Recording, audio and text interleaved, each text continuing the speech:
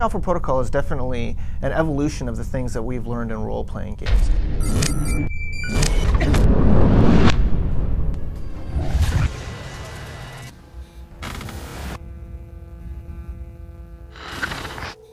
An RPG is a role-playing game, and as you go through the game, you basically discover either more about yourself or more about the story that's actually occurring. Moving into the late 90s, there was a resurgence in role-playing games that we were lucky enough to be part of, with games like Fallout and Baldur's Gate and Planescape Torment, where the genre really advanced. It became much more story-based. We have quite a pedigree in working on games like Star Wars Knights of the Old Republic 2, Neverwinter Nights 2. And then we were able to branch out to doing sort of more experimental RPGs, which we're doing with Alpha Protocol, which is our first real-world RPG, which I'm incredibly excited about.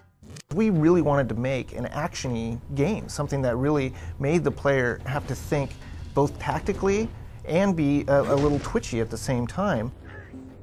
When it comes to Alpha Protocol being the forefront of modern RPGs, I definitely think we have some things going for us. You have player character growth, RPG systems and stats, combat. We have a lot more action elements in a kind of a real-time setting. A story that branches with dialogues. Our combat mechanics are excellent. Tons of items and equipment.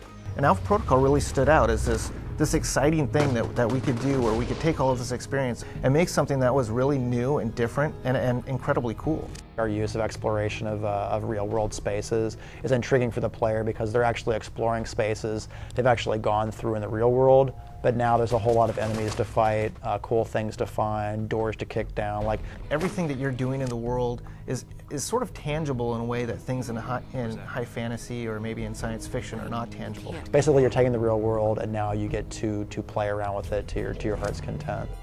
All of the owners and a lot of the senior level people at the company have role-playing experience that dates back to pen and paper. And in a pen and paper game, you can kind of do anything you want.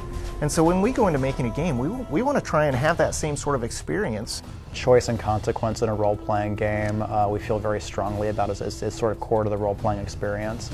I think you have to have lots of items and equipment and things like that the player is going to be able to use to grow their character over the game.